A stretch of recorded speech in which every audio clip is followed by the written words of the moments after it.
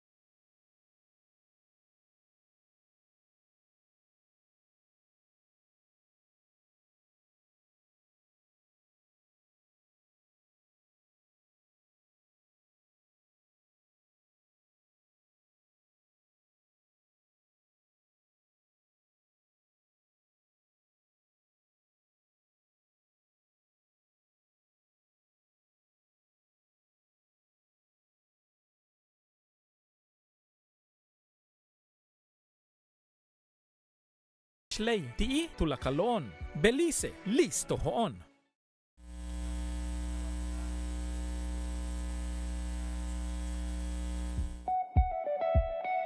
Ichiltikal Belize, yah ti wiyiti familia, walak ti tse kumukil, ti wahmiin ka, etel ti besina. 90% ti wetkala Belize Hill, tanu tuklik, ti tsahu kununtik, tulakalon ti lay, ti ki. Ichiltikal, 94% ti wetkala Belize Hill, tanu tuklik to patch, tuba walako manil, tulakalamaka, ti tsa hebana ku benilo amak, amata sho shimbala. Ichiltikal Belize, walak ti tsauksik ti lahketon, walak ti wan tik ti bahil tumene kichpantikal yanumuk tikal ich much nalil ka tu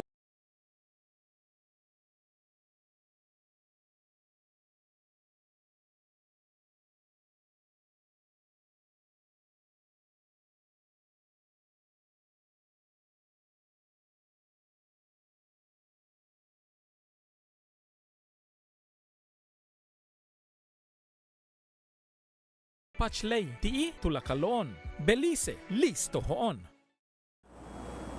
Welcome back. With your news, I am Drea Espinosa. Asked about the Boris Mansfield assassination, which comes amid allegations of a web of fraudulent dealings involving millions in misapportioned funds and property from expectant landowners, Prime Minister John Bersenio today explained that getting in place legislation to regulate the real estate industry was overtaken by events. He also added that the legislation, along with digitization at the Lands Department, should help weed out corruption. It's difficult for me to be able to to comment on something that I don't really know. I don't know the facts. But from what I understand, Mr. Boris Mansfield, the problems that he's been facing, and he and his partner, has to do with private land, not government land, and where in some instances it's alleged that they fraudulently forged signatures. Now, there is a process when you are transferring land from one person to the other. Maybe the people at land could have been more vigilant, probably. Maybe some may be involved, I don't know. But yes, I think there's a lot that has to be left to be done in the Lands Department. There are a number of things that we want to put into place. First of all, the DPM has given me a copy of the proposed legislation for real estate agents to regulate that industry. It is something that I started working. I had it pretty much ready when I resigned back then in 2007, but it seems that the previous government had no interest in working on that. Or DPM obviously got carried away, well, I shouldn't say got carried away, was tied up with all of these land cleanings that he continues to do, and then and know that he finally have this bill ready to take to cabinet and then to the National Assembly. Well, the elections came upon us. In his mind, the timeline I think he was working was November 2025. So he did not have it ready, but to take it to the National Assembly. But we're working on that, so we have that ready, and that's going to be taken. That's going to be a priority in the next government. Secondly, we're looking at digitizing the land registry and the titles unit, because once we can digitize that, it slows down. It makes it the issue of fraudulent transaction makes it more difficult, because then there is a digital imprint of what is happening, and so we want to do that, not only to prevent fraud but also to provide a more effective and efficient service for the private sector. And thirdly, we need to be able to digitize the land tax unit of the ministry, and see once we can digitize that, and maybe look at how the Lands Department can partner with the Belize Tax Service to be able to have a more effective and efficient ways to be able to collect land tax. I am told, and I may be wrong, that we have as much as $100 million in land tax to collect, but we collect probably maybe 10 or 20% of that. So we have to be able to digitize it, modernize it, and then to be able to collect that monies in a timely fashion. In political news, Dean Samuels, the SBUDP candidate who was to run in the Pickstock division, has since explained his reasons for not showing up for nomination.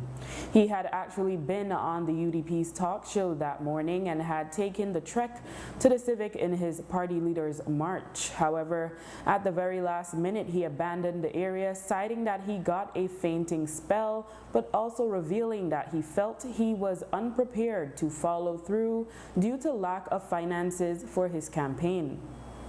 I want to publicly apologize to my party, every member of the United Democratic Party and its supporters. I want to publicly apologize to the people of the Pickstock division, those of you who I took away the chance from giving you that opportunity to come out and protest your vote against the wrongs that this government is doing.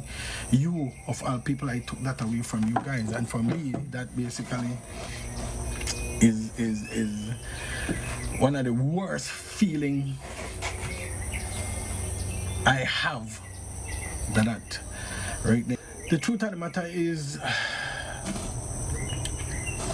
politics is about finances, you know what I mean? And the truth of the matter, everybody understand that the person I was going up against is one of the most powerful, financially viable ministers in the government. It was understood by my party basically that, you know what happened. And I sat with them and we all agreed that, you know what happened, moving forward, the finances will be put in the hands of basically those seats that we think we have more opportunity or chances of winning, which I agree to. There is no problem with that.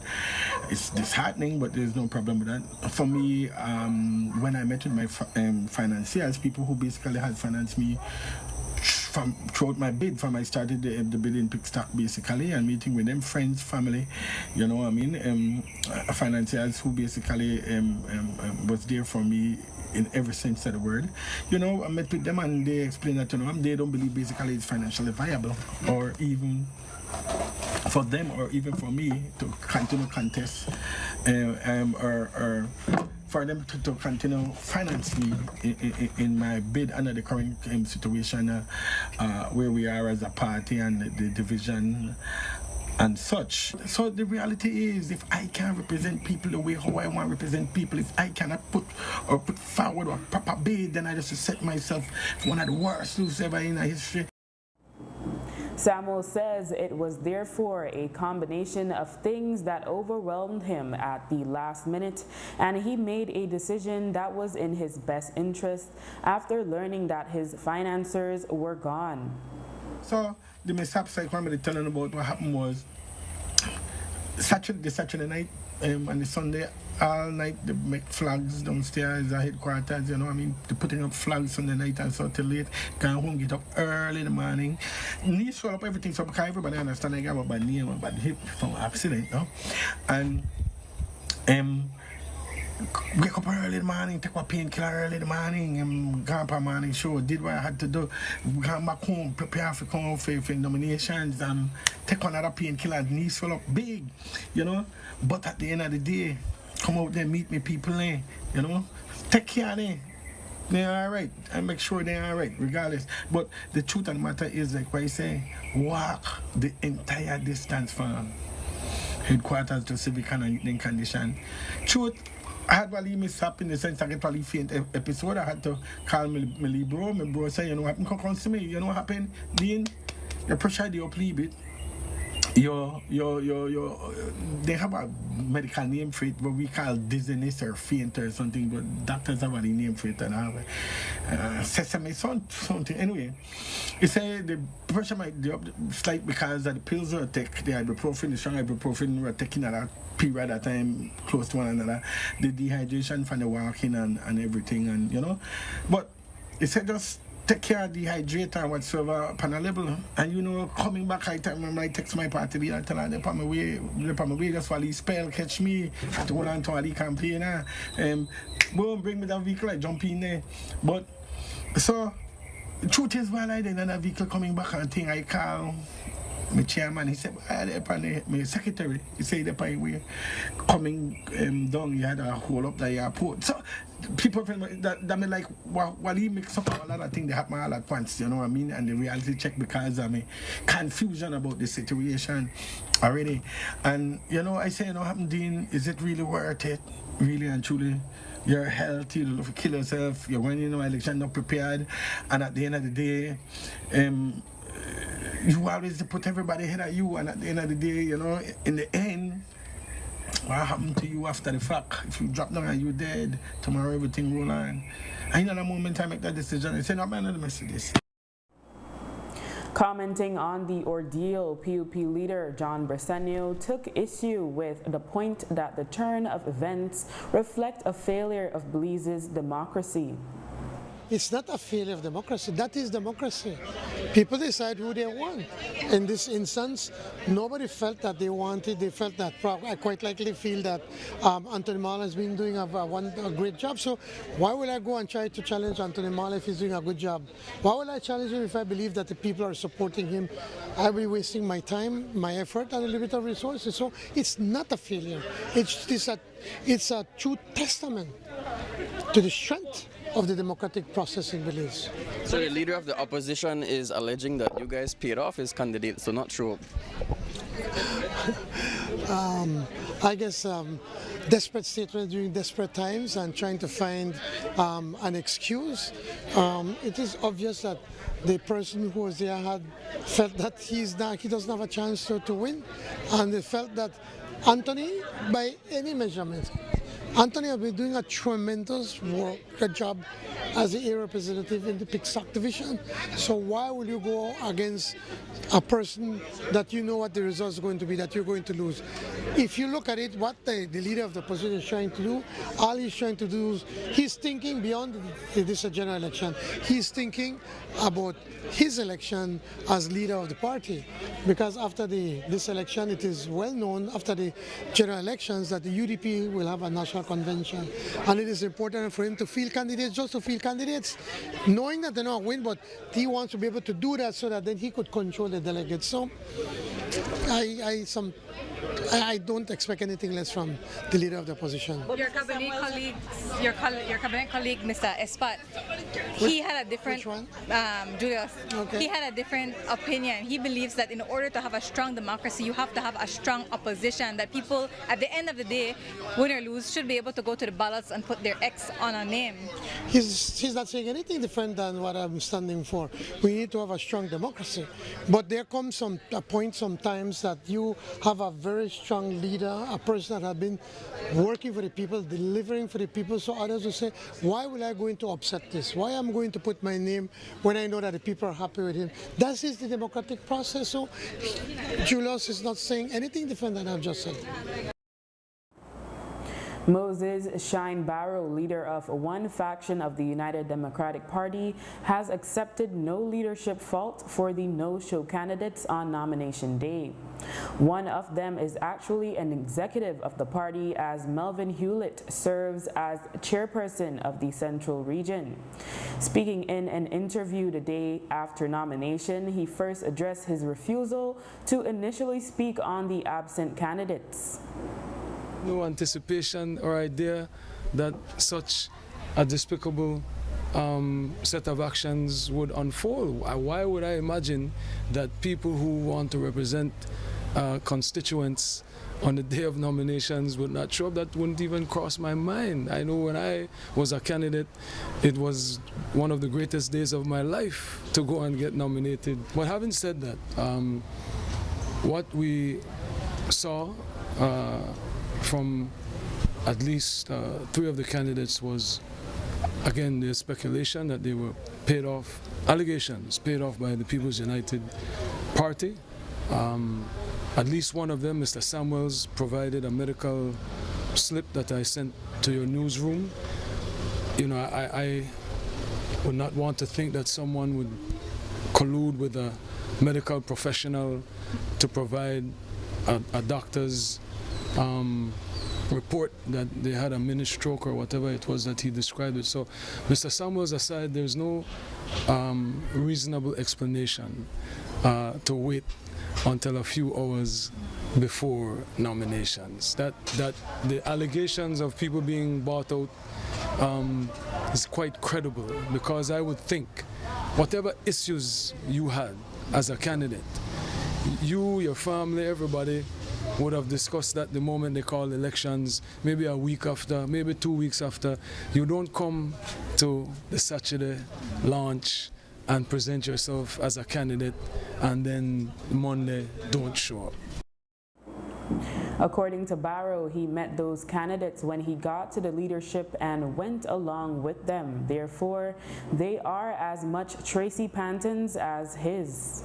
As an organization, we definitely have to reconsider how we go about the candidacy. I don't know whether it's some type of deposit, or there has to be some penalty for people taking the party for a ride, taking their constituents for a ride, and then at the end they just can walk away like that without giving the party an opportunity to present someone and giving the democracy an opportunity to work.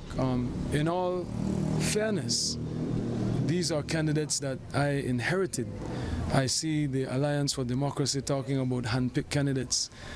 Dennis Williams, he is a Faber John Saldiva concoction, elected back in 2021 under Faber and Saldiva. I supported Ashton Mackenzie, but I worked with Mr. Williams because he was willing to work with me, but he was a part of the Alliance for Democracy.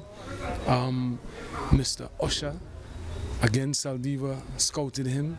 I supported him, in all fairness, to help him win his convention. But to pretend as if these are candidates that were handpicked, according to Tracy, these were her candidates too. And so what does it say? That rather than go with her, they preferred to have been allegedly bought out by the PUP in the last hours before nominations. But I would like to say that I spoke to Will Mahia yesterday, and we fully support his candidacy in Toledo East. We encourage all voters in the Toledo East constituency to support Will Mahia. I also spoke with Mr. Cyril Garcia from Dangriga. He's the independent candidate, and we encourage all voters in Dangriga to support Mr. Cyril Garcia, because those two candidates are leaps and bounds better than Louis Zabane and Osman Martinez. As to assisting the independent candidates with the UDP's machinery, Barrow clarified he has not spoken with Elvia Vega Samos, but he is prepared to assist as much as they would like to. Barrow says this does not shake his confidence ahead of the elections, going in with 25 candidates. He decried that it is a loss for the voters in the two divisions who will not have a choice. Meanwhile, Prime Minister John Briceño has made his own pro-announcements on the chaos in the UDP after he was asked about the decision of the Elections and Boundaries Commission to allow all 41 UDP candidates to use red without a distinguishing symbol on the ballot paper. Well, we need to understand something, that the Elections and Boundaries Commission is independent of the government. And I think they're trying to come up with the best out of the bad situation where both parties are claiming their UDPs, their legitimate UDPs. If you look at it, Mr. Barrow eked out a victory for the convention. And when Ms. Panton asked for a recount, the chairman then said, no recount if you want to go to court. And he won, I think, two votes? Was it? Three votes, you know. And she felt that she was taken advantage of, so she wanted a recount. And the chairman, for obvious reasons, decided, you know what, end it right there, you don't like it, go to court. Tracy continued working the constitution of the UDP as far as I'm concerned. I'm not an expert in their constitution. I don't study their constitution. But from what I've been told, she has followed the constitution. She went and visited different areas. And if you have a number of signatures from the different divisions calling for a convention, it is incumbent of the chairman to call for this convention. And when he refuses to do so, he can't contravene the Constitution. So what did she do? The next best thing, went ahead and followed the Constitution, called for a convention, and so she was elected as an interim leader in her mind. Now, who is right? I don't know. That's between them, and I don't interfere in their inter-party politics. But now here you have two persons claiming to be the leader of the UDP. So what do you want? What do you want the elections and boundaries or EDC do? I think they're trying to come up with the best that they can out of a very bad situation. After the break, we'll have the latest details on the death of the 3 American women in Ambergris Caye. Stay with us.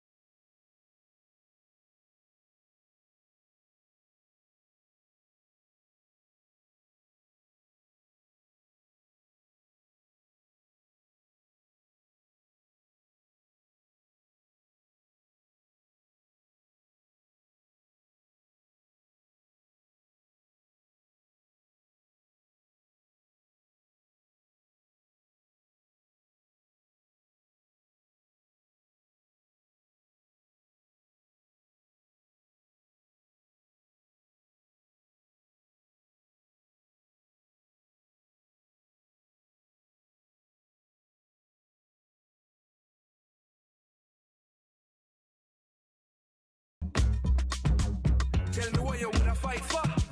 Don't even mind to get high for. Or even flash up on the light for. Patrick M. Keefe Jr., the mayor of the city of Revere in Massachusetts, the hometown of the 3 women who died in Burgers Key last week, has issued a statement on their deaths. The statement was issued in 4 languages, including Arabic. In it, the mayor says that the information received from Belizean authorities leaves their grieving communities with too many questions. He states, quote, "These are daughters, friends, and contributors to our city, and I have heard widespread concern from the families and community members about the lack of transparency in this investigation and the media narrative painted by Belizean authorities," end quote. He also highlights that the U.S. Department of State issued a Level 2 travel advisory for Belize in December due to an increased risk of crime, and adds that they will exhaust all avenues, both domestic and foreign, to ensure a proper and fair analysis of this case. Appearing on a morning show today, the Commissioner of Police, Chester Williams, indicated that authorities have ruled out the possibility of carbon monoxide poisoning as the cause of death of 26-year-old Wafay El Arar, 23-year-old Qatar Naquad, and 24-year-old Imain Mala, all nationals of the U.S. They were found dead in a luxury resort in Ambergris Caye this past Saturday. The Compol had said they had to rule out all possibilities of what may have transpired and that the fire service would be asked to conduct a test. The Department of the Environment also participated in the screen done on Tuesday. As it relates to the post-mortem, the commissioner says that has been concluded, and the result is that they died from pulmonary edema, which indicates there was excess fluid in the lungs. A toxicology screen is to be conducted. Samples have been taken and will be sent abroad. The Compol added that the test on the gummy bear candies found in the room remains to be concluded. Today, Compol Chester Williams and Jian Cho, Executive Director of the National Forensic Science Service, were interviewed by CBS Boston about the death of the woman.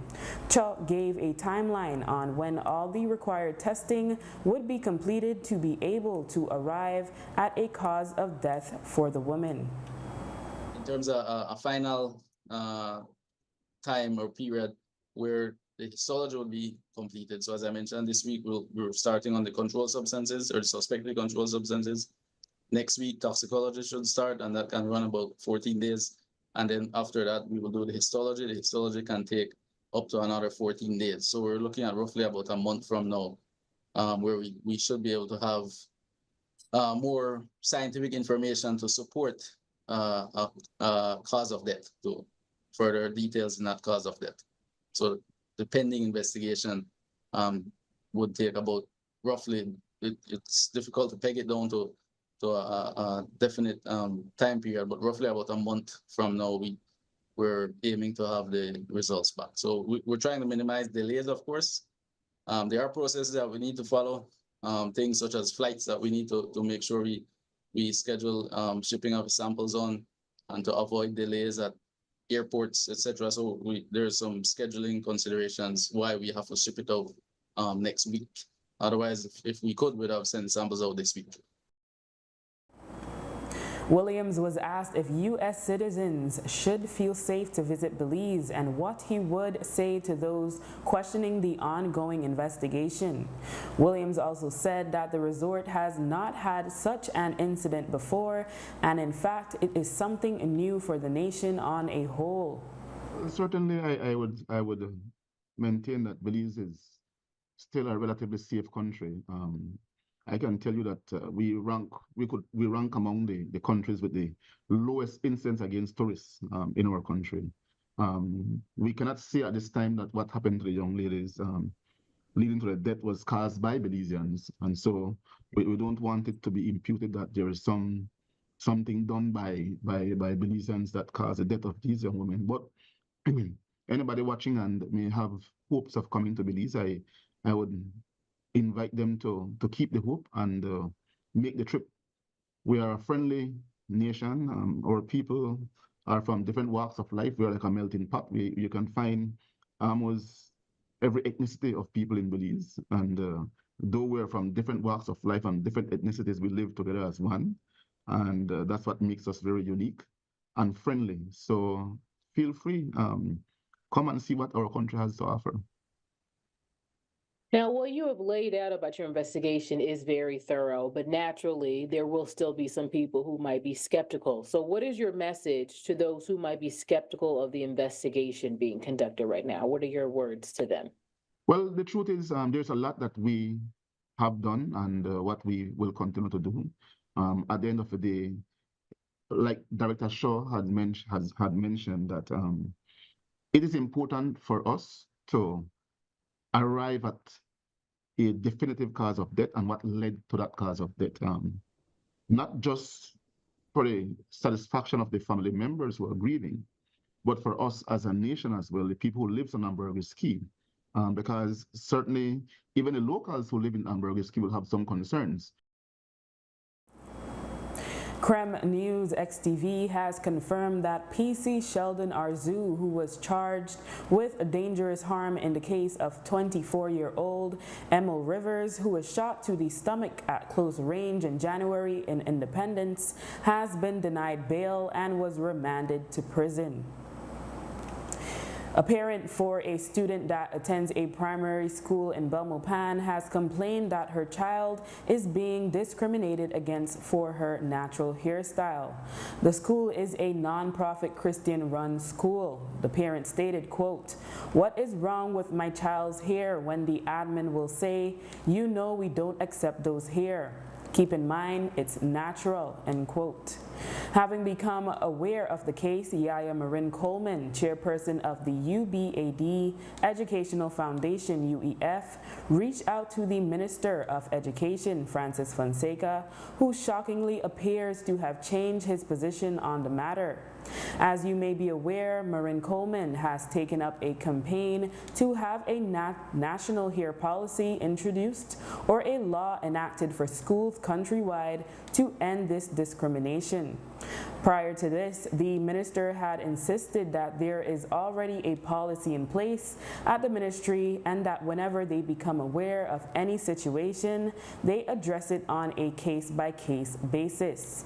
When Marin Coleman messaged the minister via WhatsApp on Tuesday to repeat that Belize needs such a policy and that UEF is willing to work with the ministry to create such a document, Fonseca responded, quote, "Yes, I agree.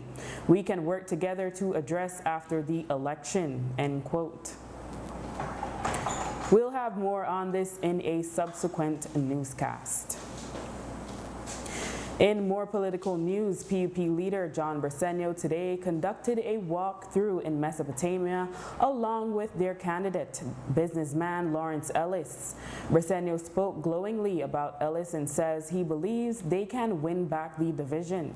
I am convinced that we have a very good candidate here in Mesopotamia, and this division has been represented by the UDP since 1979. And when you look at what has happened over those years, I mean, it's a shame that the UDP has controlled this division, yet they've done very little. And now we have a candidate that grew up in this area, whilst he not necessarily grew up here in Mesopotamia. He grew up right here on Screen Square, right next door. So Lawrence, when he came to talk to me and said, no, this is something that he wants to do, I grilled him properly. I said, are you sure this is what you want to do? Because you're going to go into a division that's very difficult. It's tough, traditional UDP. But he explained that he lives in the area, he knows the people, he understands what are the challenges, and he believes that he can bring with his not only living here, understanding people, but being a business person, that he can be able to come up with innovative ways in helping the people in the Mesopotamia division. As we're coming closer to election, you're feeling a momentum, and I am convinced right now that this is the time that we can break that spell, a spell that has been cast over the people of Mesopotamia since 1979. And I believe that here on March the 12th of 2025, that Lawrence Ellis is going to be the next year representative for Mesopotamia. Given that stronghold, honestly, when last have you walked through Mesopotamia? Oh, I've walked here. Trust me. In 2020, during the pandemic, I was walking these late at night. I've walked Mesopotamia several times. I've walked with Durla Bowman.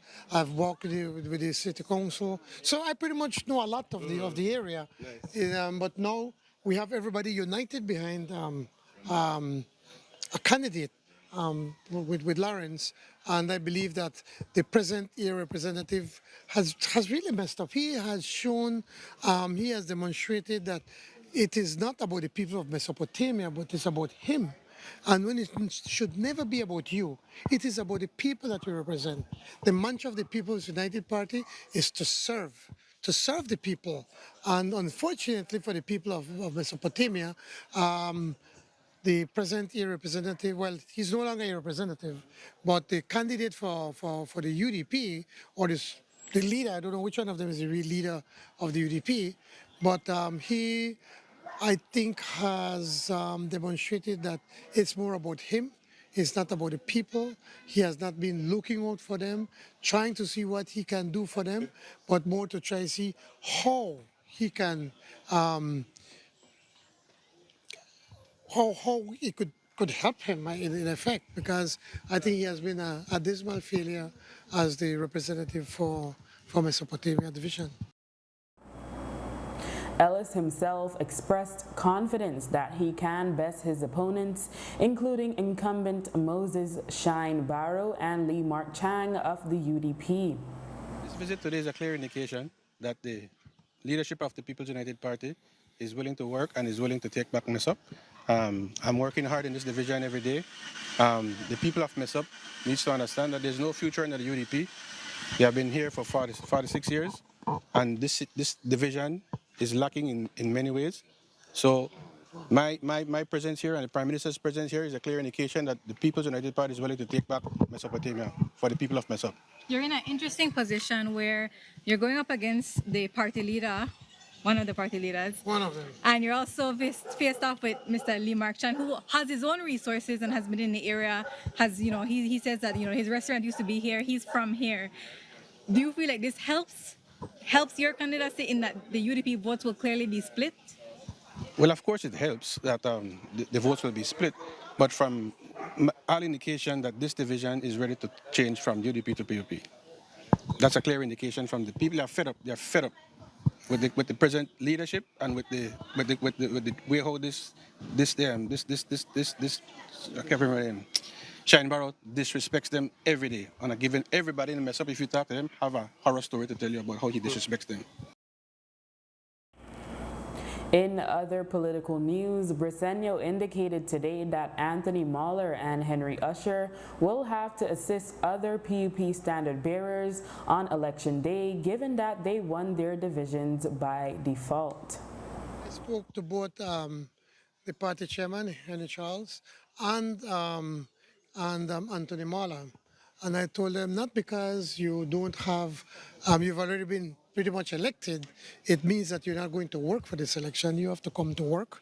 Both of them have pledged that they're going to be working in Albert, in Mesopotamia, and Colette, and also Queen Square. As a party, we go for all seats. We are going to fight for 31 seats, but at the end of the day, we leave it up to the Belizean people for them to decide in their wisdom who is it that they want to represent them. I think that extra muscle is going to give you guys that edge. Of course, it definitely not going to hurt. It's definitely going to help. And somebody like Anthony has a lot of street credibility. They know him in the area, and so is Henry Charles. People know them. They have credibility. They walk the streets. So I believe that they can also relate, and people can relate to them. And I'm hoping that with their experience and bringing their candidates and their the experience in organizing on election day, that we can have a formidable machine on election day to be able to push us over that winning line. After the break, 15 entrepreneurs receive seed money through Bell Trade. Stay tuned.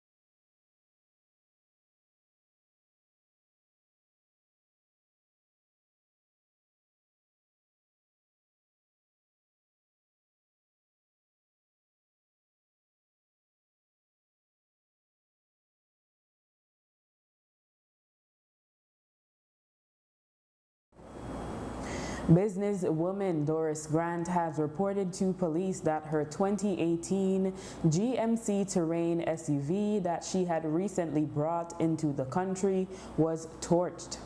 Police were notified about the vehicle fire just before 3 a.m. today. Authorities, including the National Fire Service, responded but were unable to save the vehicle. A small soft drink bottle was found a few feet away with the scent of what is believed to be an accelerant. Grant has a suspicion of who may be involved in the arson based on remarks made during a gang mediation session she attended on Tuesday. Meanwhile, over the weekend, police out west recovered a stolen 2009 red Toyota Hilux in Arenal, Cayo, near the border with Guatemala. According to reports, two masked men broke into the home of a 24-year-old woman in the Bradley's Bank area of Santa Elena, Cayo, in the early evening on Sunday. According to the woman, she was at home baking when two men entered her home and demanded money and the key to the Hilux parked in the yard, which belongs to her common-law husband. She said the men wore masks and spoke in Spanish. The men used zip ties and duct tape to restrain her and force her to lie on the kitchen floor. They then escaped with the vehicle and about $300 in cash. Police were quickly called and they were able to locate the vehicle in Arenal. According to reports, when police tried to intercept the vehicle, the driver reversed the Hilux. However, police fired shots towards them and the radiator was hit in the process. With the vehicle no longer functioning, the men fled into nearby bushes. The Hilux was towed and is now at a local police station. Police were able to collect a partial fingerprint near the door of the driver's side. Police believe the vehicle was intended to be transported into Guatemala.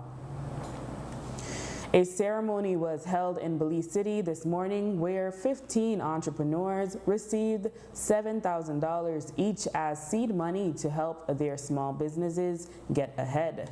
The applicants were a part of the maturing category of Bell Trade's Belize Enterprise Empowerment Project, BEP, with funding from the CARICOM Development Fund, CDF.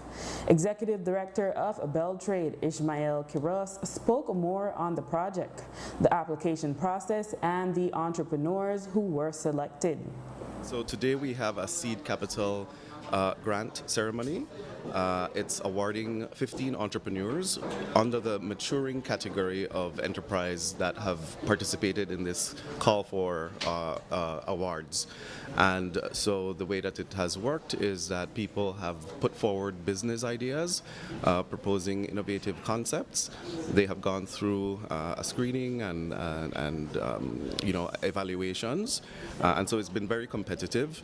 And they have also had to present pitch proposals, and ultimately, if they have been selected, participate in training sessions to be able to be eligible for the grants. So it's a wide range of businesses, spanning from agro-processors to artisans to service providers, people operating in the cosmetics industry, and so it's quite diverse. And it's fantastic to see such innovative ideas coming up, things involving people, providing photography services, for example. And so it really is inspirational, and we hope that it opens the minds of entrepreneurs out there, especially young people, to not be afraid of your new ideas. Go after it. One of the recipients was Aurora Garcia Saki, who is a healer based in Maya Center. Garcia Saki focuses on producing natural remedy products and packaging them in a more accessible way. I have a small business, and my idea is to grow and maybe one day, be a, trademark in Belize, and not only in Belize, maybe for the world. And I am promoting the natural remedies. So I have been struggling with my business from when I was a young girl. And today, I feel very excited because it is the first time I am getting a little help to do a little bit more of my footsteps that I always dream of. And I feel that more good things is going to start to happen. And I am a herbalist, and I am healing for a long time. I belong to the family of healers. My mother, her father was a healer, and then I studied under my uncles, which is Don Eligio Panti. And so from when I was healing, we have to grow with time too. Because I remember when I was studying with my uncle, he would give you a bunch of herbs. You want to boil it at home and then drink it. But nowadays, time is changing and we have less time to prepare the herbs. So I started to think that we want to produce herbs that is more ready-made. So I started to, do herbs, bottle it in bottles. Another recipient was Orissa Molina, co-owner of Treasured Memories Photo Booth, who said that the grant today will help her convert the business to become solar powered and to offer services more accessible to the elderly and those with disabilities. So we're in the entertainment industry, and we provide photo booth services. When you go and you go to the States and you put in your $2 and you get that little strip with 3 pictures. We do that. We do that on the spot for events such as weddings, birthdays, graduations, corporate parties. So we do photo booth, pictures printed on the spot, and we do the 360 booth as well. And for the first time in Belize, we're going to be introducing our overhead 360 coming soon. Look out for it. And this is going to provide the funding or the initial investment that we need to provide the 360 overhead booth. And we're going solar. Our booths are now going to be powered solely by the sun. It's solar powered photo booths, which means, Brittany, that we can go to any part of Belize. You have to have electricity. We will be able to provide our photo booth services to persons all over the country, even in remote areas where there is no electricity. And this is going to be for all our booths, whether they have electricity or not. So this was our vision, that we wanted to create the overhead 360 for persons who have mobility issues, who cannot step on a traditional platform. I'm sure you guys have seen the 360 videos. And you have to step onto a platform. But people who are in wheelchairs, or people who have mobility issues, or seniors, can't step on a platform. And so we wanted to include everybody in what we do. Are your kidneys okay? Detect early, protect kidney health is the theme for this year's kidney awareness activities. March is Kidney Awareness Month, and each year the Kidney Association of Belize organizes events and activities to spread awareness of the importance of keeping our kidneys healthy. The association's secretary, Shayara Moratoya, explained what can be expected for the annual health fair scheduled for March 14 in Belize City. Yeah, so this year's theme is Are Your Kidneys Okay? Which is a very important theme because it emphasizes the need for awareness and for prevention. So this year, our fair will be held March 14th at the Lions Den here in Belize City as well. It will start at 8 a.m. and it goes along till 3 p.m. So this is for the entire communities. You guys can come on out. Everything that we will have at the health fair is free of cost. So all we would need for you guys to do is provide your social security card, or you don't have to bring it along with you. You could just have like a picture on your phone so that we can get that information. But it's open to the general public and you're all welcome, and everything that we will have there will be free of cost. Kidney disease is known not only in Belize but worldwide as a serial killer. So it's a non-communicable disease, which means that most of the time we don't really realize that we have kidney disease until it's far too late. So that's why it's very important for us as the Kidney Association to raise awareness about what we can do to prevent, so that the community and the people don't end up in those like last stages of kidney disease, which is when you actually start showing symptoms. So in the first stages, there's not really much that shows. But when when the disease progresses, then that's when we begin to notice. And then by then, it's already too late. Dr. Natasha Gungara, a kidney specialist, reminded us of the importance of regular checkups and shared early signs that may require an urgent visit to our healthcare provider. It is a silent killer. Patients do not know they have it unless they do blood tests and urine tests. The blood test, it includes creatinine, which is the one blood test that gives us a marker of how your kidneys are working. And the urine test just gives us basic information. You know, if the patient has blood in the urine, is there an infection, is there signs of stones, for example.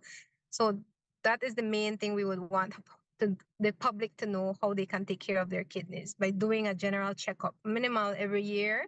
But if you have diabetes or high blood pressure, you have a known comorbidity, then you should get it done more often, preferably 3 or up to 4 times for the year, depending on what disease you have. I do recommend patients seek medical attention if they have swelling in their lower limbs, swelling in their face, they notice they're short of breath or they can't really lay down completely because they feel like they have the shortness of breath that they need to get up again. Another sign would be just nausea, loss of appetite, weakness, fatigue. Patients tend to have itching of the skin as well. Other signs would be just changes in the color of the skin, different skin issues, back pain, and especially if patients have note that their urine is red or coming out too concentrated, or they even notice foam in the urine, then those are signs that they do need to go get checked out.